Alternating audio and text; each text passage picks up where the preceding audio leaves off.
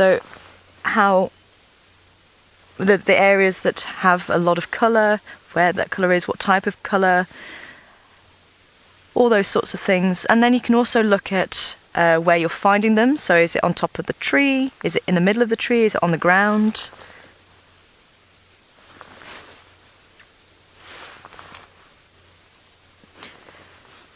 Sorry, can you just repeat the question from Joe?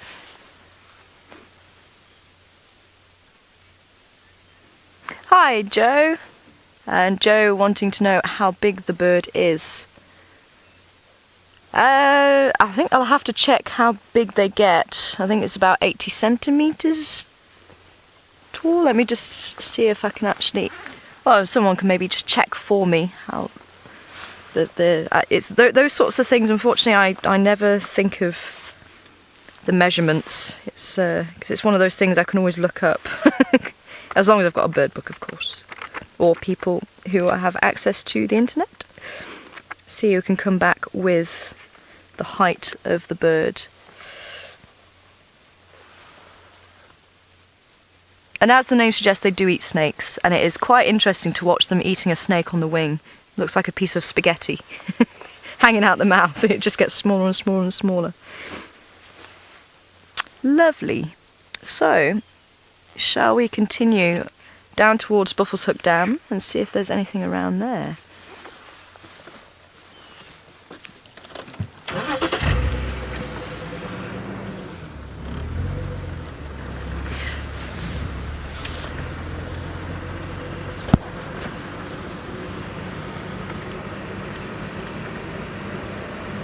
Hi, is it Kobe or Toby? Kobe. Kobe. Hi Kobe, welcome on board. Kobe, 15 years old. I hope you're enjoying the wildlife that we have for you today, Kobe. It's great to hear you're on board with us. Kobe wanting to know what the most common bird is that we see. That's a difficult one because it really does depend on what time of year, what area you're in. So here we've been seeing and hearing a lot of the Cape turtle dove. So depending on where you are in your life, the Cape turtle dove tells you work harder, work harder. So you can actually put those words to what it's saying. And if you get older in your life, then you hear drink lager, drink lager. Oh, and speaking of the dove, I just saw one actually fly in here. And apparently he carried on flying. Okay, I'll see if I can try and find a Cape turtle dove for you. But yeah, that's quite a common call that you hear, and that's all year round as well. Then you get things like the francolins, the ground birds. Again, you tend to hear them singing, and again the words they get put to what they're singing. The male and the female actually make a duet, so they sing half. So beer and cognac, beer and cognac. Unfortunately, you can see a theme. The guides do have themes. Yeah, and then you say you do have words to try and help you remember. The brown-hooded kingfisher is probably one of my favourites actually. He says pity for you, but it totally works. If you hear it, you'll know it. The brown-hooded kingfisher. But yeah, I think I'm going to go with the Cape turtle dove. Certainly in this area anyway.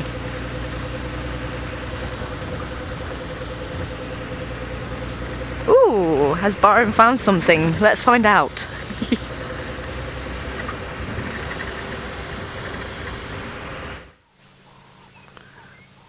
We've found a lilac-breasted roller. It's sitting on the edge of the branch. They're up a little bit. There is just behind the straight down a little bit. There it is. There it is, lilac-breasted roller. And that's it. That's all we found. We're having a very quiet morning. The animals seem to be hiding from us, but it's too soon to panic.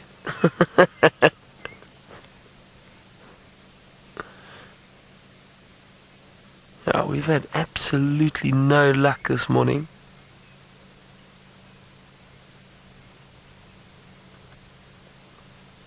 It just flew. Oh well, at least we got to see a lilac-breasted roller. Sure, it's tough being a guide sometimes.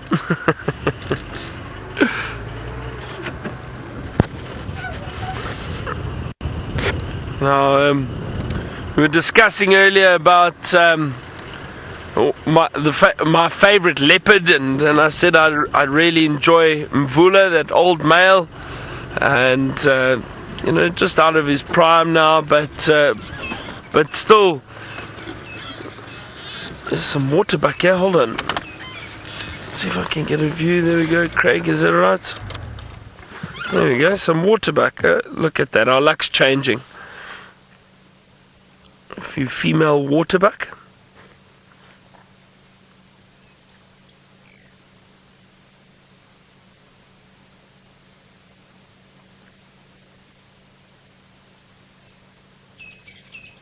Look at that one suckling. Wonderful. Waterbuck calf.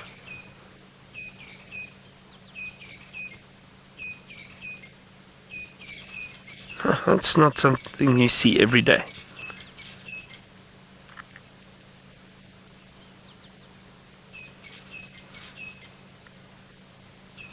That's very cute.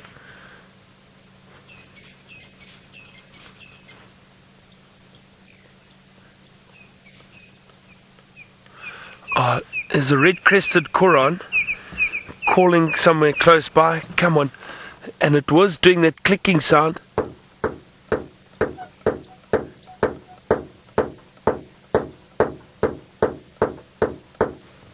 Trying to see if we can get it to display for us. It was in here somewhere. Not far. Can't see it. Now, I have seen it work before. You knock the bonnet of the car.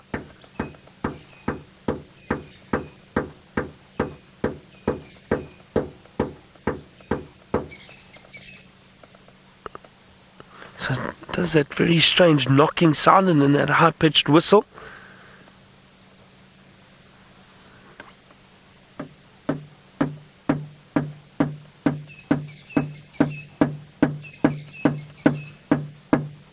Now, I haven't seen these red-crested korhaans displaying recently at all, but that sound, often when they call like that, it could potentially be a male that wants to display for females.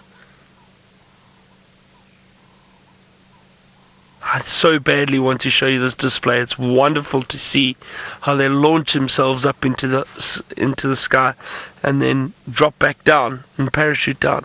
I can't even see this bird. No, but we know they're so well camouflaged. Let me move forward a little bit here.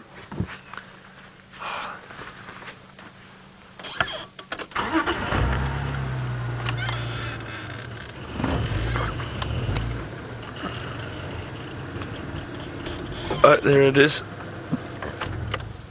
Come on.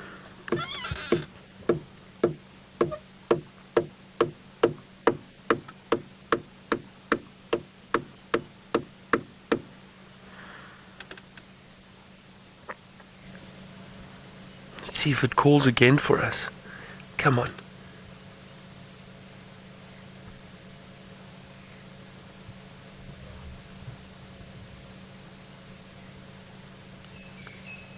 Let's watch it. Come on, come on. It's got to do it for us. And then that clicking sound, that high-pitched whistle and display. They also do a wonderful dance. If there is a female close by and they land, they do an amazing dance. I've never seen it. I've only seen a video clip of it. I've never seen it actually being done. They dance around the female, trying to impress her.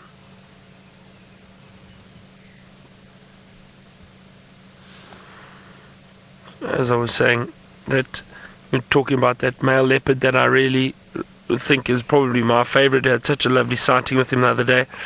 Mvula, the old male leopard. And Craig said it's probably because I can relate to him. He's out of his prime now, much like myself. Well, that's what Craig says. I beg to differ, Craig.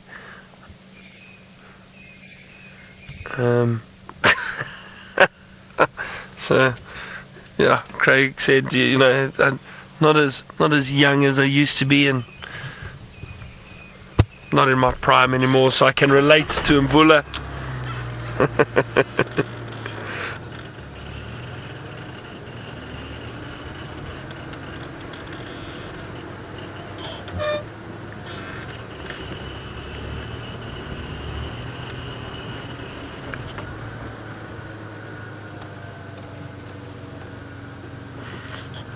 Sharon, you say Mvula is not old, he's 1 year older than Anderson.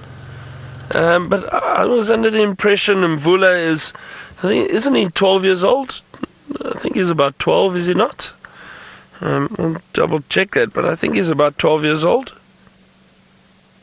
Just hold on for a second, I'm going to jump off here. Because, hang on, what are these? Now, that looked like an interesting track that I just saw back there. I just want to double check around here to see if I can find a clearer one. It looks like some vehicles have driven over these tracks. I don't want to jump to conclusions, but it looked like a cheetah track. Oh, that red-crested korhaan calling again. Doing it when we're not watching. Let me just have a good look around here.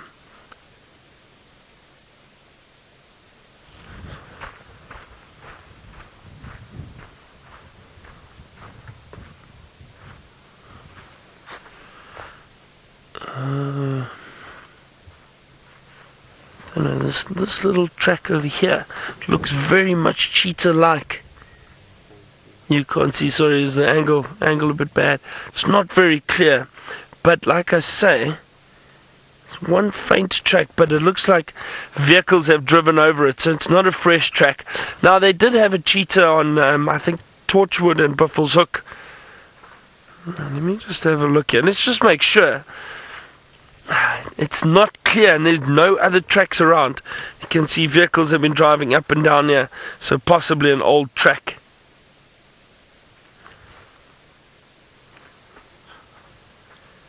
It does look cheetah-like.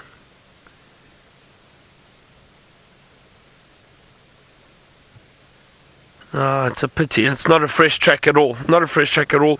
But always important to check. You never know. You never know. Now, why I say it looked like a cheetah track is the cheetah track. And let me actually get my tracking book out quickly, and I'll show you what I mean. Now, the cheetah track, obviously just like a cat track, 3 lobes at the back. However, that red-crested korhaan still calling. Let me just find a cheetah for you quickly. Here we go.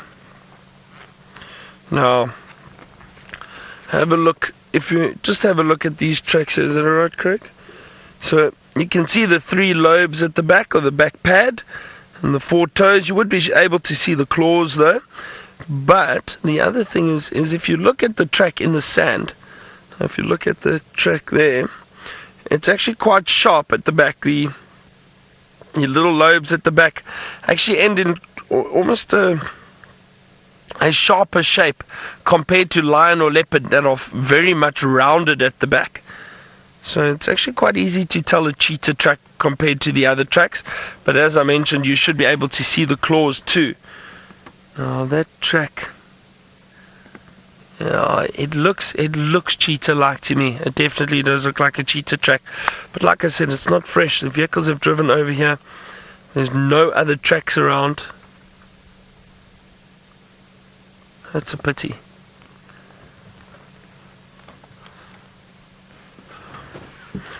Now, I was hoping that this red-crested korhaan would call and display for us, but it doesn't look like he's interested at all. Well, we haven't had much luck this morning. Actually, I'm just gonna double check along here, just see if I can't find another one of those tracks. Let's just see if I can find a clear one. I'd love to show you what I mean.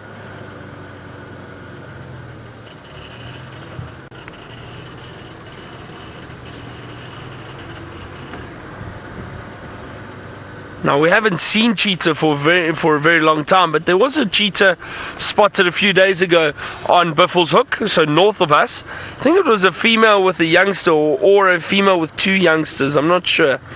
I didn't hear, but there was definitely a female cheetah spotted on Buffels Hook.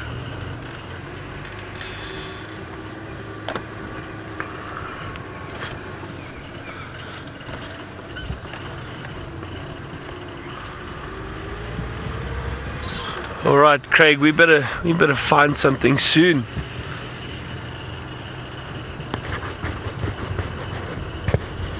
Now, I've been trying to check these different areas on Chitwa,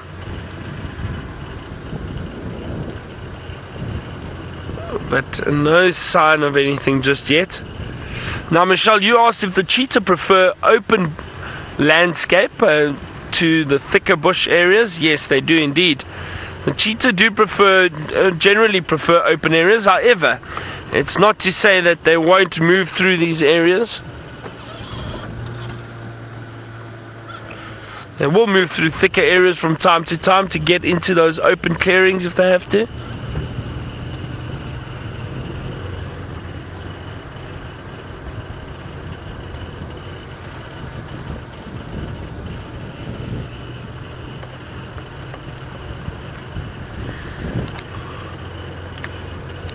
Copy that. Thank you very much, Henry.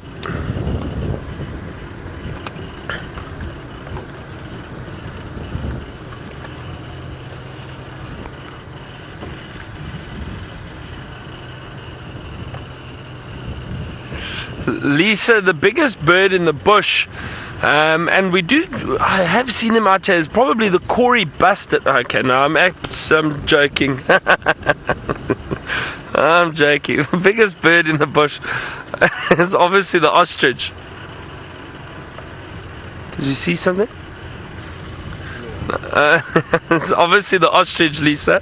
That's the biggest bird out there, is the ostrich.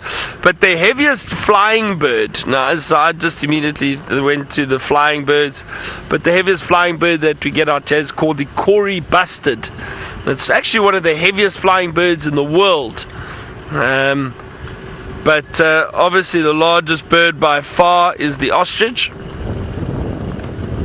I can't believe. Anyway, so we do have ostriches around here, and I know Taylor saw tracks of ostrich about a week ago or 2 weeks ago. They'd never found the ostrich, but they definitely do occur in this area. Just having a look again. Any tracks?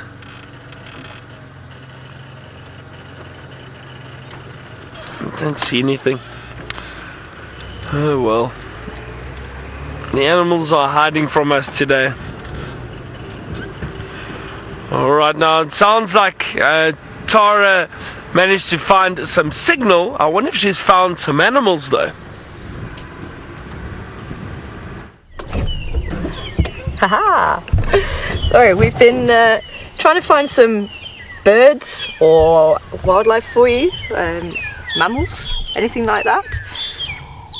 It looks like the long-tailed shrikes are just grouping together in the trees. We've actually been following them all the way down this road. We're on Gary Cut Line now.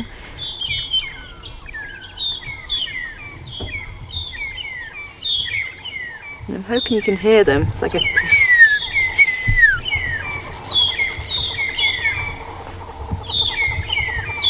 That's probably the largest group I've actually seen together. It's lovely. 1, 2, 3, 4, 5, 6. There's a seventh just out of shot.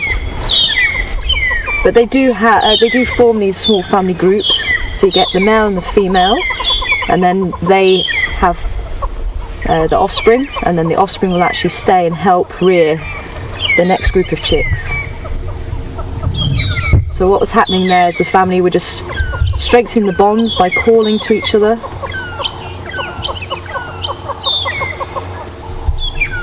Lovely. Now the males tend to have longer tails than the females, and again, just like the lion's mane, it's to show how fit they are. So it's quite cumbersome trying to fly with such a long tail. So if they can survive with having this sort of just having this long tail that just stops them being able to fly well, if they can survive with that, then it just shows how fit they are, and the female can then go, oh, you know what, I like that male, he can survive against the odds, he can survive with this bizarre thing that's weighing him down. So again, my offspring are more likely to survive, and that's what it's all about. How likely are the offspring to survive? Are they going to go on and reproduce themselves? And that's what it's really all about. That's what the animals do to try and make sure that their offspring will survive. Now, for those of you who have actually joined me in the past, you will know that I've got a bit of an obsession with looking at animal dung. I would love to take credit for naming the game Who Dung It. Unfortunately, it was a couple of viewers, and I'm really sorry, I do forget who it was that came up with it now, but it was a couple of viewers who we were joking around, and someone said, oh, who dung it? And the phrase actually stuck, and I think the guys actually still do it now, which is really great to hear because it's such a fun game. So I'm going to see how well you guys have been listening to Taylor and Byron and everybody else, and see how you're going to get on. So I've picked up 2 pieces of dung. They're fair, I think they're quite a good introduction. I just want to see where your level is, which I'm sure is right up there. So the first one is this one. I'm going to put it on there for you. Now I'm going to break it open slightly. So it's a little bit naughty because I haven't given you the whole thing. So that's the first one. So if you want to join in and say what you think it belongs to. There's a nice big bit of bark there. There's a little bit of leaf in there. There's a little bit of leaf there as well. So who does it belong to?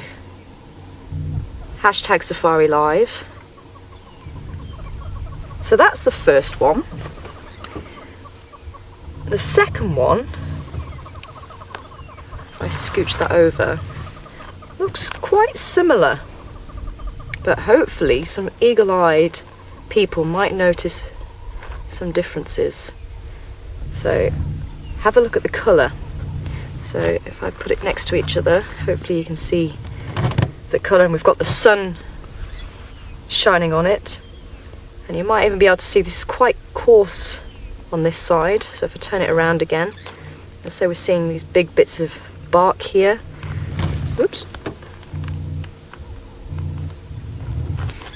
And if I open this one up, and you can actually see where insects have been digging in the dung. So those might have been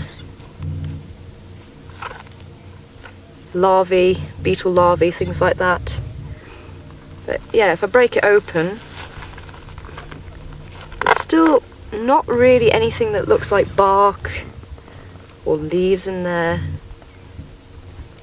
But we're looking at grass. Oops. Oh, brilliant. Everyone's saying elephant for the first one. It is indeed. This nice rusty colour with all the tannins. Obviously, elephants eat a lot of bark, so the tannin comes through. That's what gives it this rusty brown colour. And obviously all these bits of bark here coming through and bits of root. Well done. Because obviously the elephants, they can't digest a lot of the material that they eat. They could take in quite large amounts, depending on the size of the elephant, of course, but they could take in maybe 240 kilos of food a day, so quite a lot. But they do only really process about 40% of that, so they actually produce a lot of waste, and that's what you will see just dropped on the road, wherever they're walking. These are big barrels, like this sort of size for the big bull elephants. Females maybe a little bit smaller, but they will just drop them anywhere. So that is the elephant dung. Cool. Okay, so we're going to carry on driving.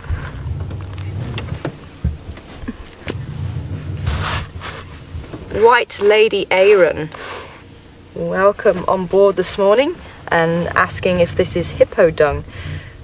Close, but not quite right. I'd say I have been a little bit naughty because I haven't shown you exactly where it came from. But hippos do tend to spray their dung. You will find some little balls actually, probably about this sort of size. So definitely a very educated guess.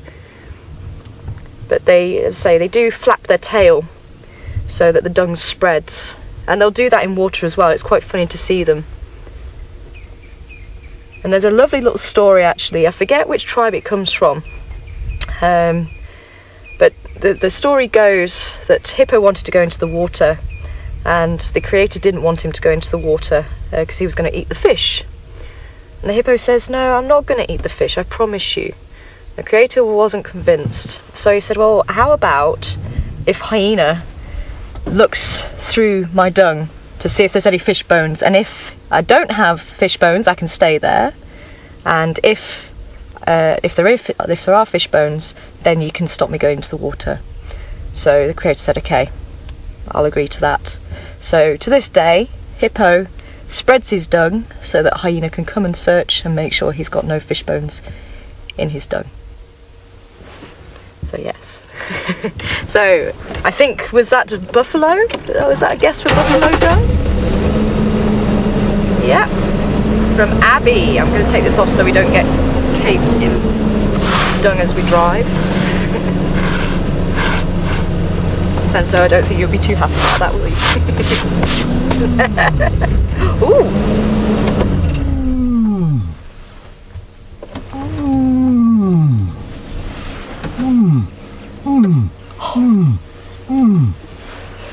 Oh, that is amazing. I have been trying to convince Senso to actually do his lion call because that is the best impression of a lion I've heard. I hope you guys enjoyed that back home. That was actually spine tingling. That is amazing. So that's what we've been actually being serenaded the last 2 nights. It is magical. It's probably one of the best sounds in the bush. Thank you so much, Senso. That's amazing.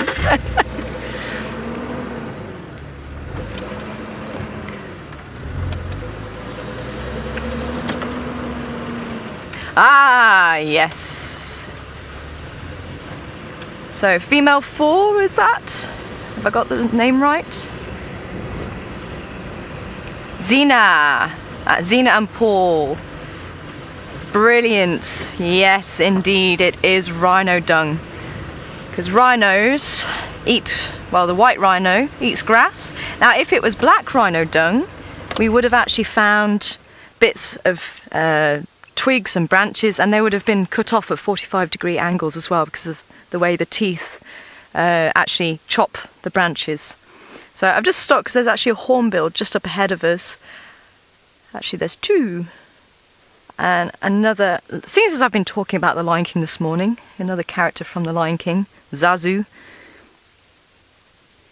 I love these guys. They're just so comical, the way they strut around, and they really do look like they own the place.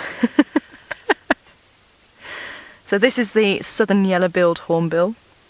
Again, so looking at the distinguishing features, so with the yellow-billed, at least the name helps you. So the yellow-billed has the yellow bill, and the red-billed hornbill has the red bill. Very handy, but sometimes the names aren't always as handy as that.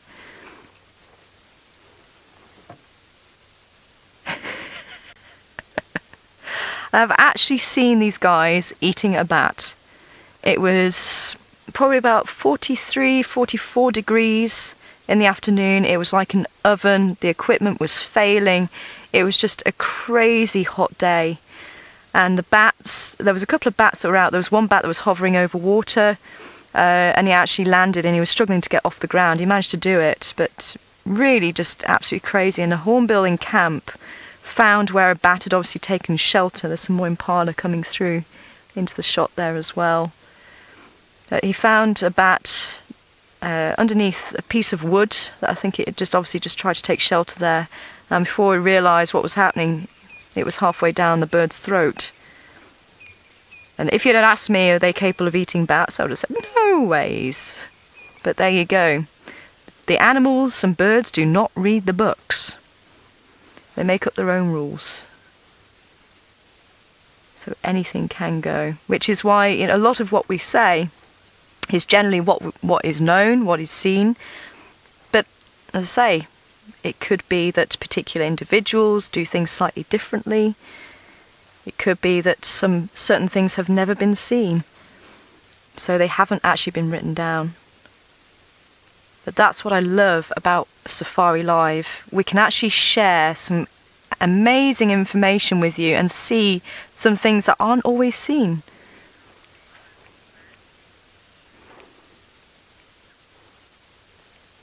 Oh, lovely group of impala. I think heading down towards the dam for their morning drink.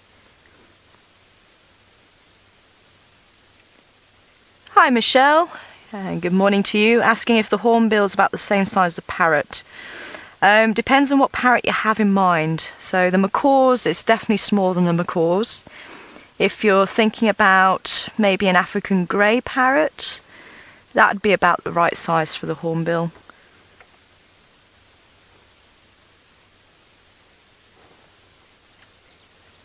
But related to the ground hornbills that we actually saw flying over before, though the African ground hornbills are much larger, they're kind of like turkey size. But they also have that same strut. It's just, they really do own the place. I love it. Oh, look at that. Beautiful. There's a youngster up ahead, a yearling, sort of playing around a little bit in the road. So that female that's in shot is actually just checking on where the rest of the group are.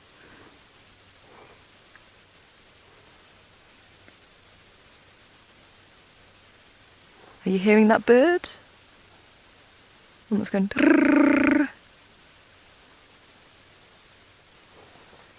If you are, who sung it? What bird is calling, if you can hear it? It's going.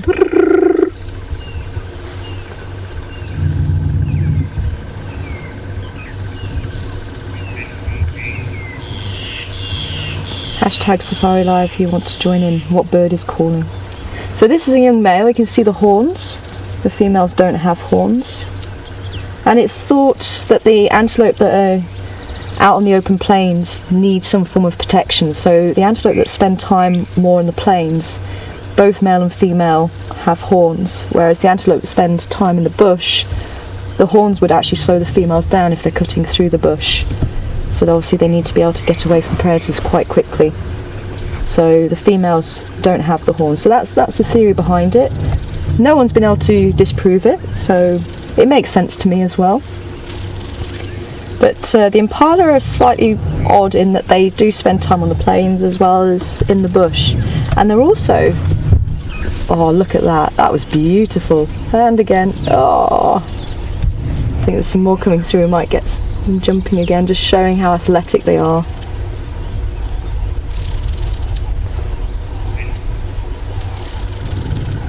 Oh, they're taking it slow. They came charging up, and as soon as they've reached the top, they've actually slowed down.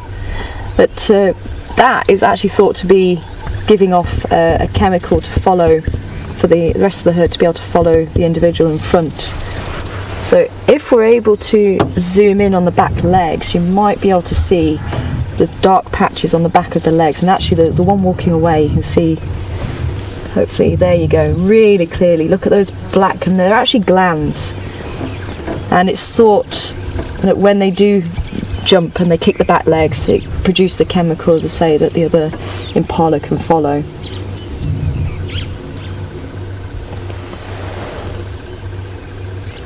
And it's thought that that actually helps to keep them together when there is a predator around.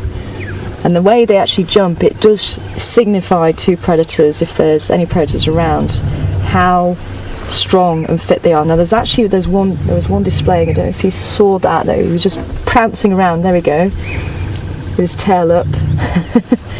And again, that's a young a young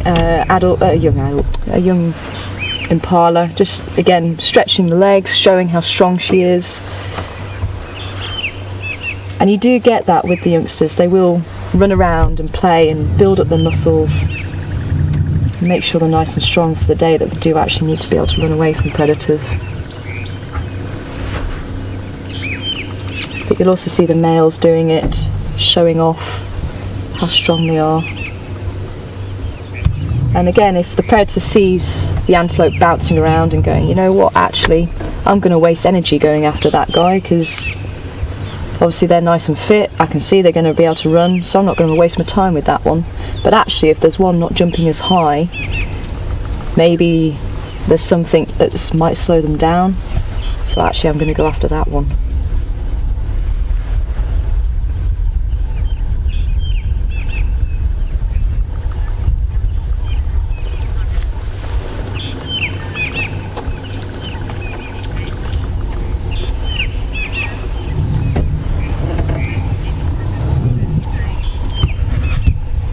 Oh, spot on. Judy H and RC. Oh, great to hear from you, RC. RC, definitely a great bird there. Often helped me out in the past. Great to hear from you. Yes, well done. It is progressing marvelous. Very cool, guys. Everyone's been paying attention to the guides. Brilliant to hear.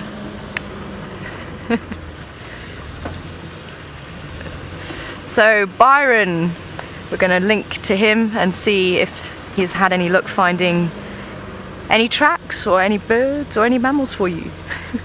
See you in a bit.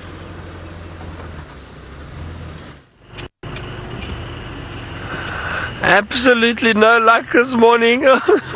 It's just not working for us. Oh well, it happens like this from time to time. We really have had no luck, but we've still got about 40 minutes left of drive. Who knows?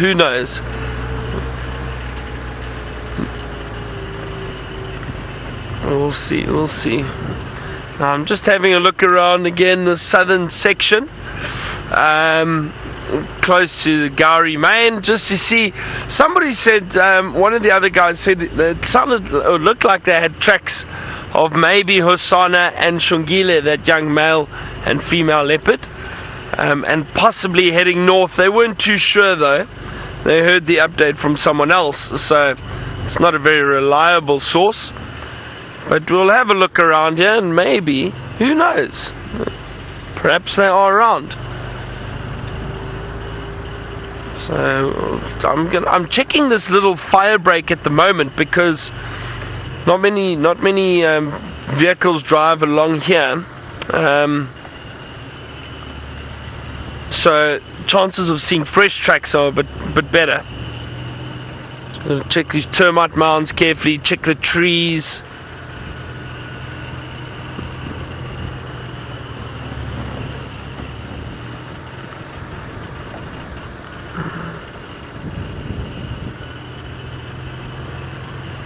Now, hold on a second. We had this little tree where the genet usually is. Shall we have a quick look? Let's see if maybe we're lucky and that genet has returned and is in the same tree.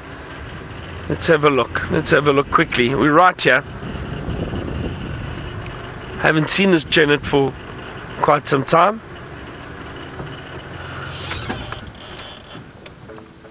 Nothing.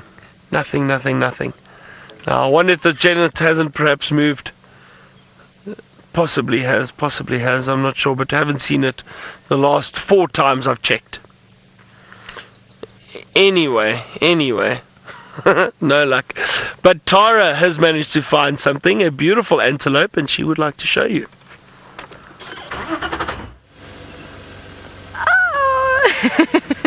So we did have a beautiful antelope. He's just gone into the thick bush. I'm going to maybe go down a bit further down the road and just see if we can get our antelope again, because it really is quite a spectacular antelope, and this particular individual is absolutely magnificent. So I just want to see if we can get a chance to see him. Maybe at this little spot here underneath the jackalberry. Just checking for any cats sleeping up there, because the jackalberry is one that the leopards love to lounge around in. Now, can we see him through there? He's in the bush. Oh, he's going to come out. I don't know. You might be a little bit higher than me, so you might have. There he is. Absolutely spectacular. Look at the horns on him. That is an old boy. And look at him strutting his stuff. And of course, there is a female there. That's why. Sure, those horns are massive. He is a nice old boy. I think there was actually another male around, so he was also doing a little bit of the display. That silver mane you can see running down the back, they'll actually erect that. It'll stand up on end just to make them look even bigger. But when they're really going for it, they are very deliberate at where they place their foot, and it is like slow motion. It is incredible to watch.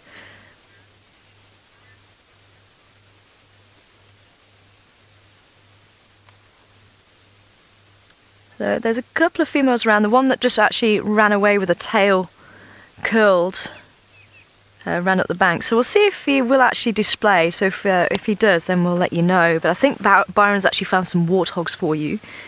So hopefully they'll provide a bit of entertainment. They're always amazing. So enjoy those. I have indeed. We finally found something. Family of warthogs, or also known as a sounder. A sounder of warthogs. That's a group name for warthog. And I'm hoping they do provide some entertainment, Tara. I love warthog. I think they've got such character. I just think they're funny animals. But I do really enjoy the warthog.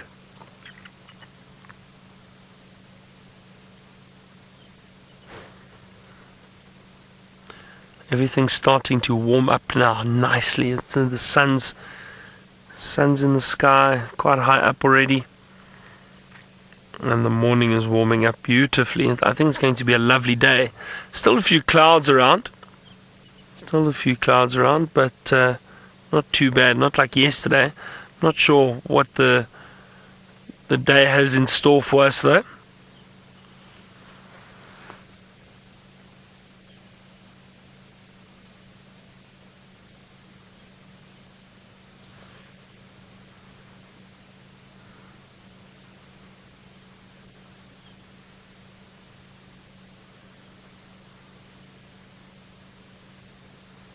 Well, you know what I think this calls for is a coffee break. And I guarantee if there were guests on my vehicle now, we would stop for coffee and stretch our legs a little bit. Just enjoy the sounds of the bush, enjoy the sun, warm up, and wait for the animals to possibly come to us, because we haven't had luck in finding them. And Craig doesn't drink coffee, otherwise I would offer it to him, but Craig is a tea drinker.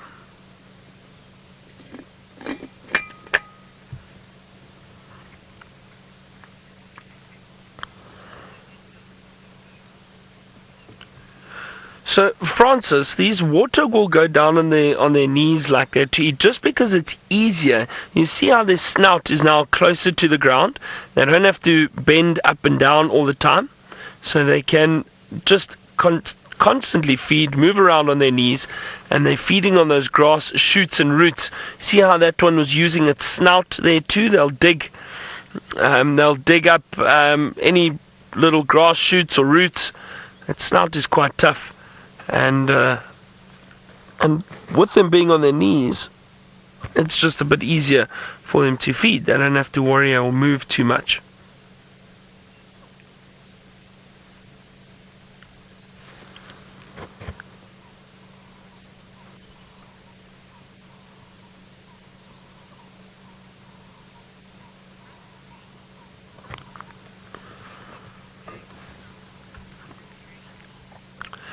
Anna Marie, I don't know how the Warthogs got the group name Sounder, but I think it's a universal term for pigs, if I'm not mistaken. Now the Warthog are kind of part of the pig family, I suppose, distant cousins. So maybe that's a question I have for all of you. Let's see.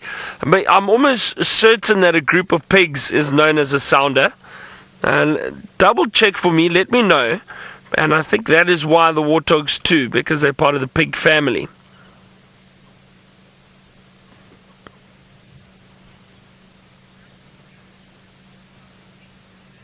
Oh, Tara's got a bird she wants to show you. Let's go have a look quickly.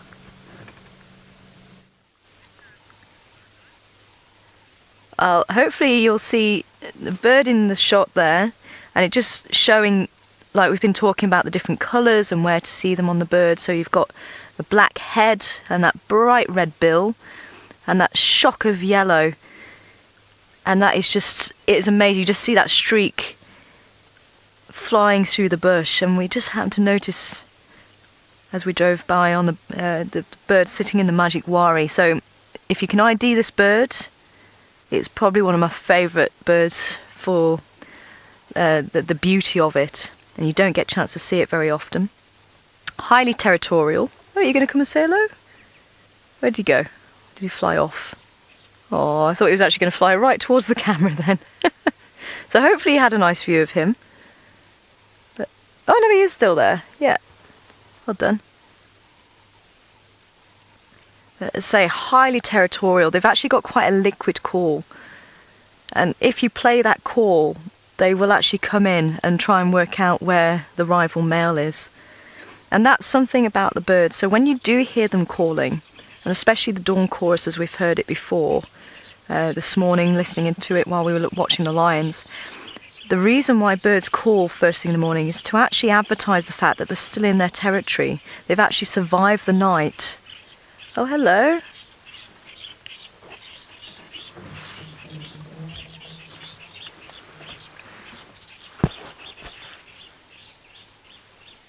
I'm not sure who has actually just flew over, but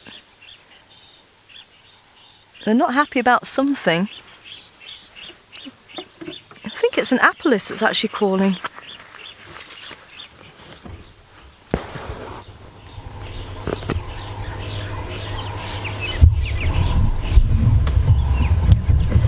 Like it. He's just flitting around too quickly, but I don't know if you might be able to pick him up, but he is just flying around so much. He's not happy about something. It could be that there's a snake or something like that around, so they were just actually alarming. So there was a lot of commotion that just came in. But whatever it is has actually disappeared. As I say, quite often you'll get different birds joining in the alarm call, and it looked like there was a couple of different species there. So something was upsetting them. As I say, that one's flown off, unfortunately. So let's carry on. Oh, we have answers for who the other bird was.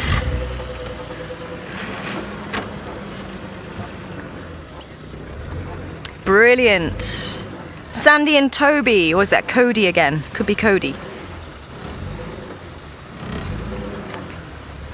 Toby, oh, it is a Toby this time. Sandy and Toby, well done. It was, oh no, I was right first time, Cody.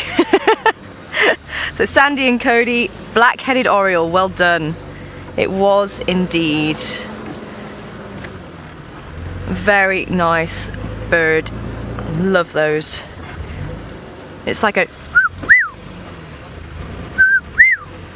but a little bit more fluid than that.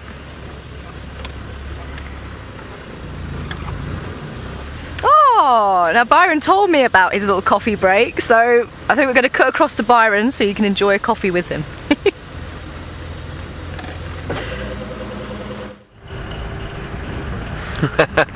I am indeed, Tara.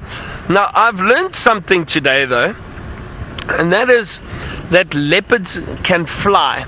because I've not seen a single track anywhere. So they must have learned to fly and disappear. We've been searching and searching and searching, but no luck on our side this morning. I heard some of the other guides in different areas looking around.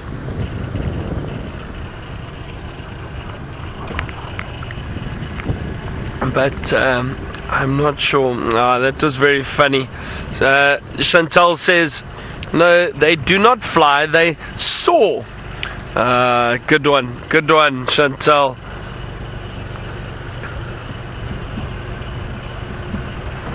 It was Alice that got that.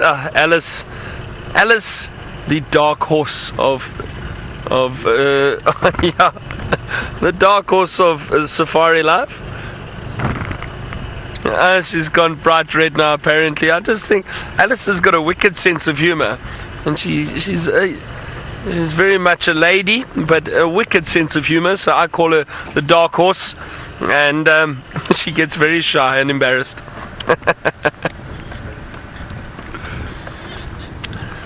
For some reason, they say I cause a lot of trouble in camp. I'm a troublemaker. I would never do that, obviously.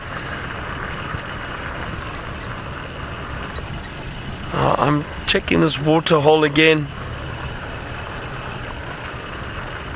I must be honest though, it is nice to stir the pot a little bit in camp and keep people on their toes. It's fun, it creates a lot of banter, and we've been having so much fun the last few weeks here at Djuma. I know the team up in the Mara also always having fun and busy. It's a great team.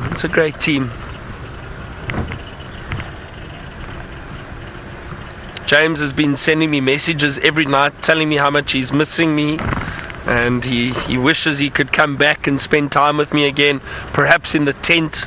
He said the two of us can sit there together for hours on end. Well, that's an absolute lie, but I hope we I'd love to tell James that, or you'll probably hear about it somehow via the Twitter.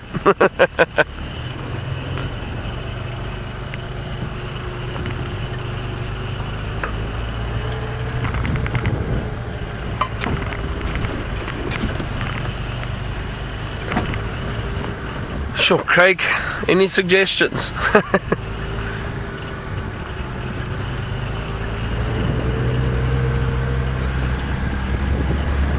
Oh dear, well, Tara's seems to be having fun identifying the dung this morning.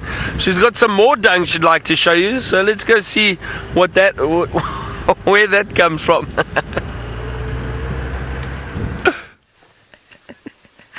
I am indeed, as I say, it is a small fascination. The reason being is because dung can tell you so much without you actually having to see the animal. It can actually tell you if the animal is healthy or not, what type of animal it is, how recently the animal was here.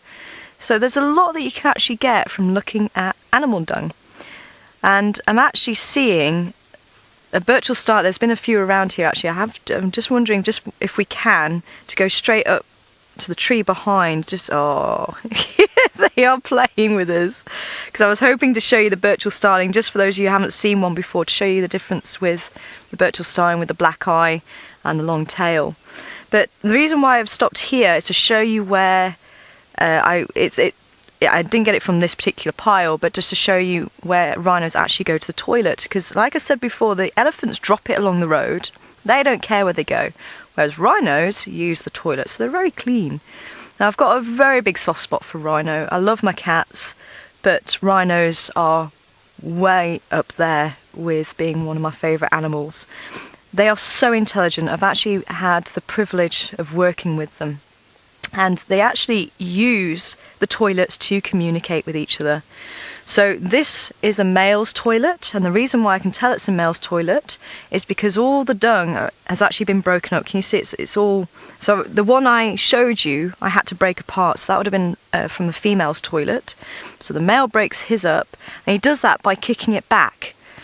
And he sprays urine on it usually as well, so he makes it really nice and smelly, and that's to say, this is my territory, you better not cross me. Having said that, if a male comes into the male's territory, he's actually allowed to be there as long as he doesn't try and take over the territory. Now, if he's trying to take over the territory, he could then go in this male's toilet and say, you know what, actually, I'm up for a fight, thank you very much. So they can actually tell a lot to each other by using these toilets, and they'll be along the pathways that the rhino will actually walk. Now, I always understood that a male would also kick the dung to get the scent on his feet, so as he walks, he marks his territory.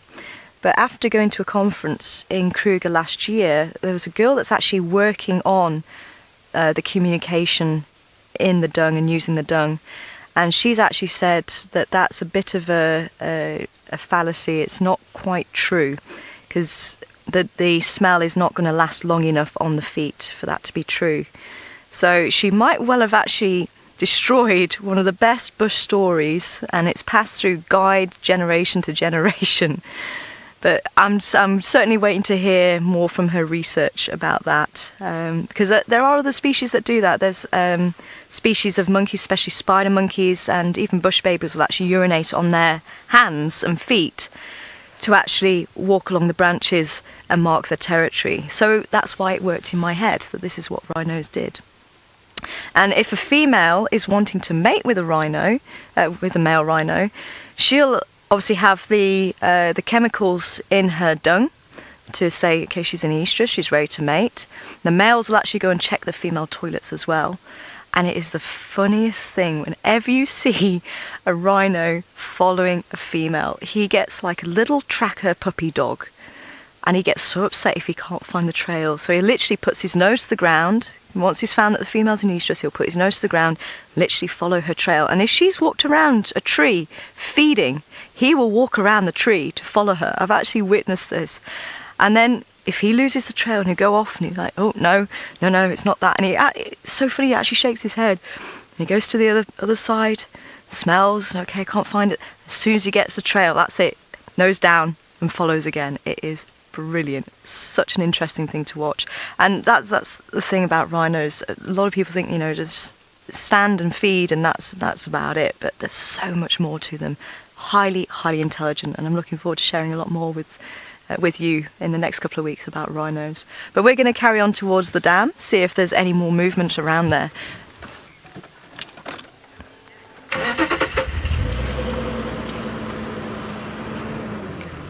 Hi, Sammy Jane. And an interesting question from you this morning. Does the dung from different species smell differently? Very much so. Very, very much so. In fact, actually, my interesting dung came from working... there's a Cape turtle dove. I was asked earlier about what I thought might have been the most common bird in this area. And that is the one that you hear saying, work harder, drink lager, depending on where you are in your life. Or even that day. So there you go. Quite a small bird. If you think of a feral pigeon, I think many people will have seen a feral pigeon. They're a little bit smaller than that. There we go. Little Cape turtle dove.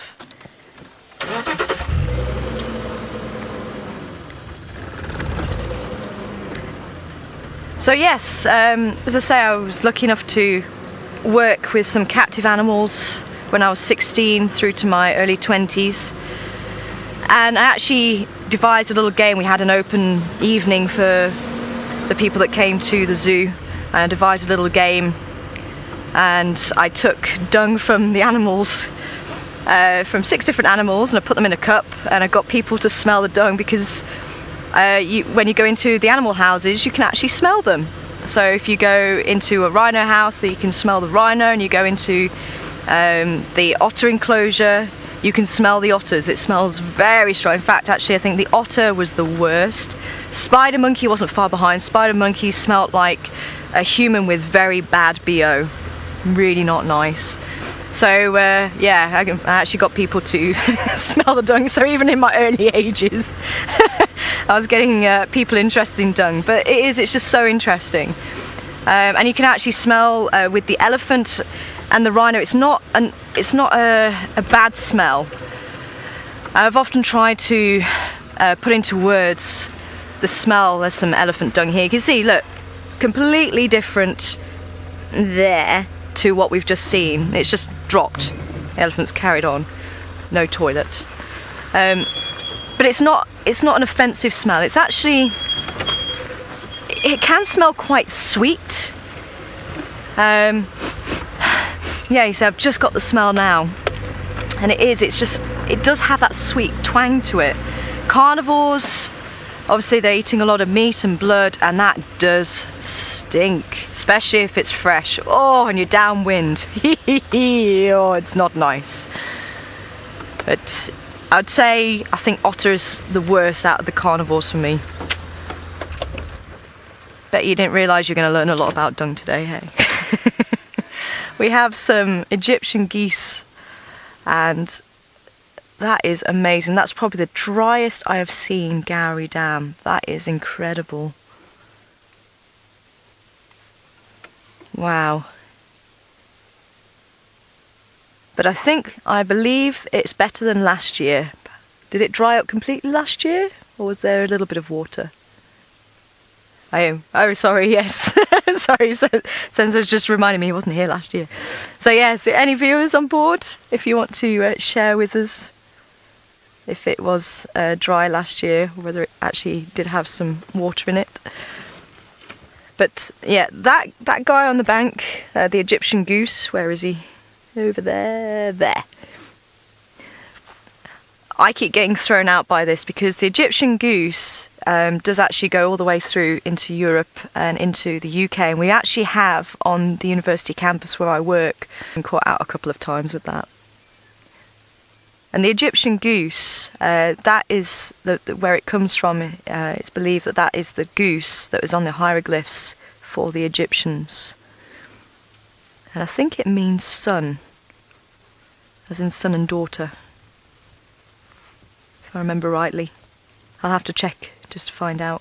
And there was a Cape turtle dove flying into shot again.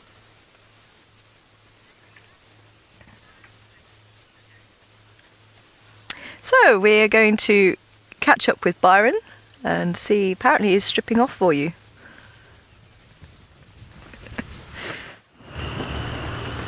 I'm taking my jacket off because it's warming up. And still no luck. Saw some elephant tracks that looked really fresh. Couldn't find the elephant. So I don't know where any of the animals are this morning. Oh well, that's the way it goes sometimes. It's still been lovely to be out, especially with the morning warming up like it is now. It's going to be a lovely day.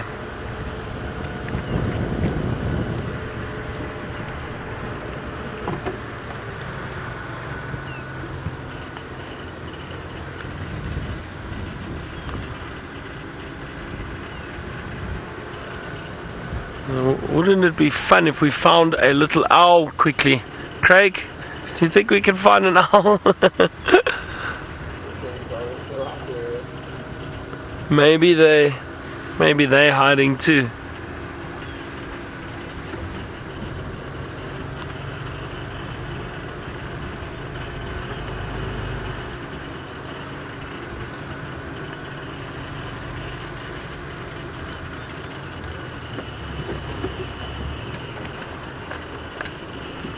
Joe, we don't have magpies. I'm just trying to think. The magpie, we've got the shrike, the magpie shrike. But I think that's just got the name because it's black and white. And if I'm not mistaken, Joe, aren't the magpies black and white? No, we don't have them. Actually, I can hear magpie shrikes calling now. Let's see if we can find them quickly. Where is it?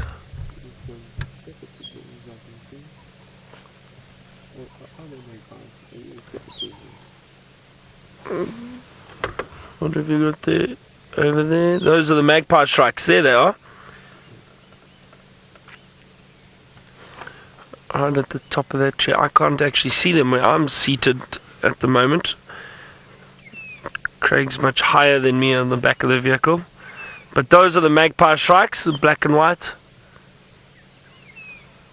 But Joe, no, I don't think we've got magpies as such. I'm trying to think what family the magpies fall under now. I'm not sure. I can't remember off the top of my head. No, but we don't.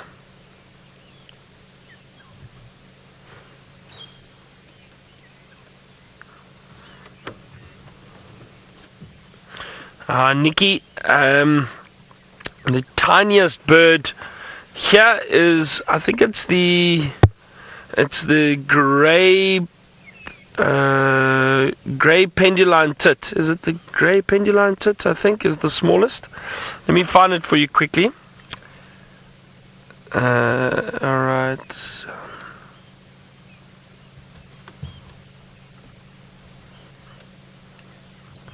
I think it's the grey penduline tit. I think is the smallest bird that we have. It does occur in this area. Let me show you that little one, that little bird there. Can you see it, Craig? Is that right? Let me do that. Is that better? There we go. Grey penduline tit. That little bird, I think, is the smallest. Is the smallest bird that we have. Now it is 8 to 9 centimeters. What's that, Craig? About that? Is that it? 8 to 9 centimeters? Yep, about that big. Very, very small. Very small. Now I'm just going to look here quickly just at some of the other little the Cape penduline tit, also very small, but 9 to 10 centimeters. What's that? Excuse me. Sorry. Sure. So that's the smallest bird that we have around here, the grey penduline tit. I've never seen one. But I do know they do occur in this area.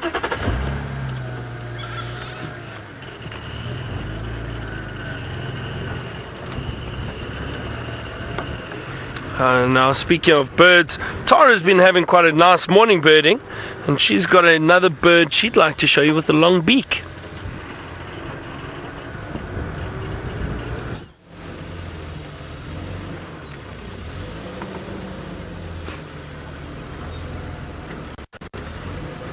Yeah, it's a bit far. I was thinking, because I actually mentioned the red-billed hornbill, it'd be nice to show him. Oh. Hello. Not sure what happened there. Ah, that's why I haven't plugged my earpiece in. I do apologise, everyone.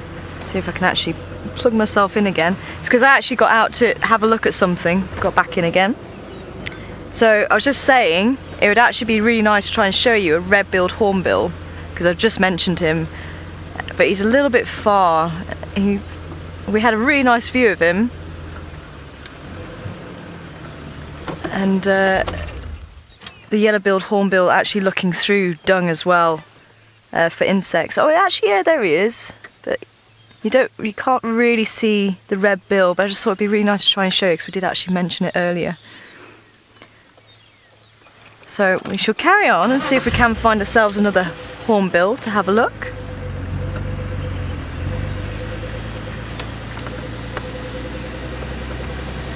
So that's another really good thing about the dung.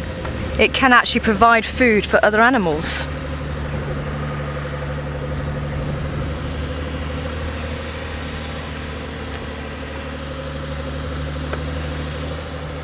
So especially with the elephants, they won't have, during the fruit season especially, they'll have full fruits in the dung, so the animals can just pick them out and eat them. So they're all concentrated in one area, which is very, very handy. Ah, virtual starling, there on the left. That was the other bird I really wanted to show you.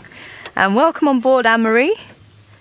There you go. Can you see there's the black eye and the black area just behind the eye, which is often called the ear coverts, and the slightly longer tail than the Cape Glossy starling, and they tend to be a lot bluer than the Cape Glossy. The Cape Glossy has this slightly green, blue, metallic mix.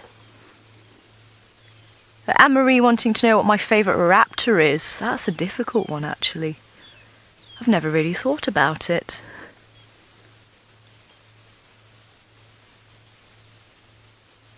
I would say maybe the black-chested snake eagle. I think just because it was a bird that I saw fairly regularly, and as I say, eating the snake like a piece of spaghetti. The bird will just do a bit of a hop then.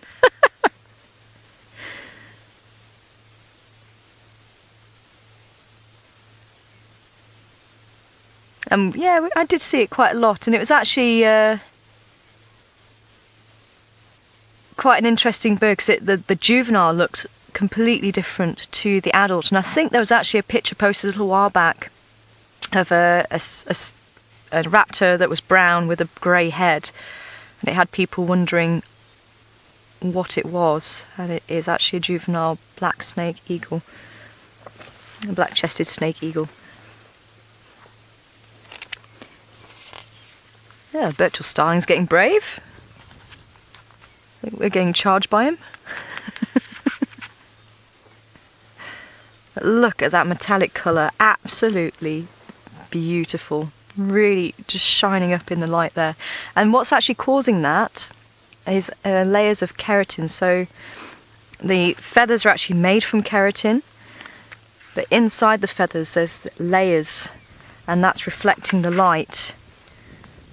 And if you get birds a bit like the lilac-breasted roller that still have not quite a metallic colour, but they still are quite glossy, then that's actually sort of bubbles of keratin, if you like, little patches of keratin, and that's what creates a different effect.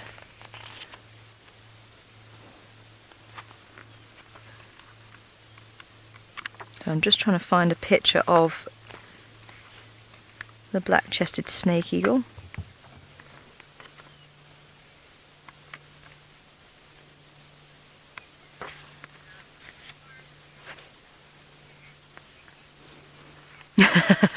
Oh, okay, so I'm doing all the hard work while Byron takes it easy.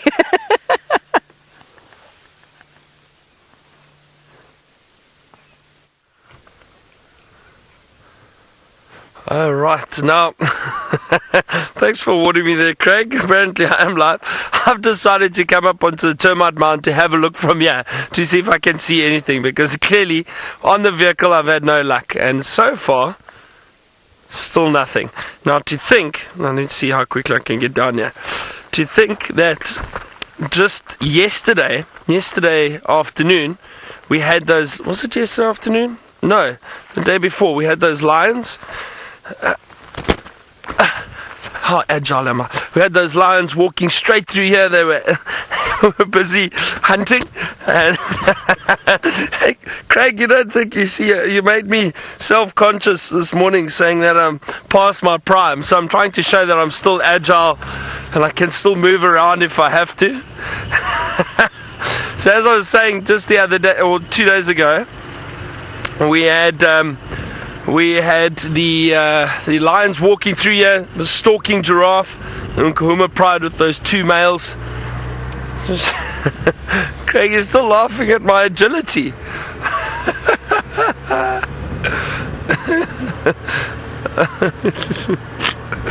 Oh dear. It's been a very quiet morning for us. At least Tara got to find those lions. I'm not sure if they crossed our boundary or if she left them. It sounded like they moved through quite a dense, thick area, but I think they're still on our side, so maybe we find them this afternoon. We'll have a look and see what else we can find. Maybe some leopards are still moving around this time of the morning. It's not too hot just yet, so possibly there's a chance of finding some of those animals later. And we'll see. I think this afternoon maybe check some of the dams again. Maybe we're lucky and get to see get to see some elephants or some other animals perhaps.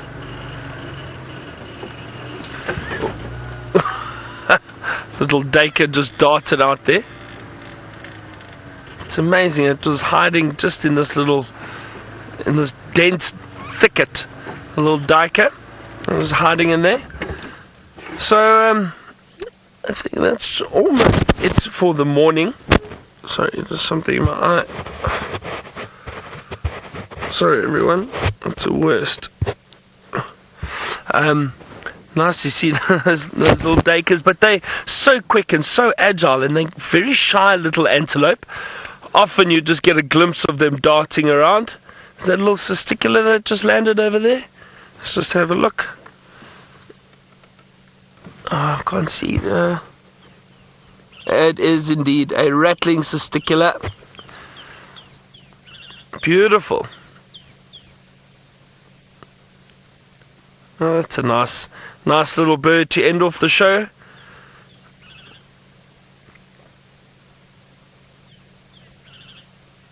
Now, thank you very much to Tara and Senzo on the other vehicle, and Chantel and the dark horse Alice in the final control. And thanks very much, Batman, on camera with me this morning. And of course, as always, a big thank you to all our viewers for the questions and comments.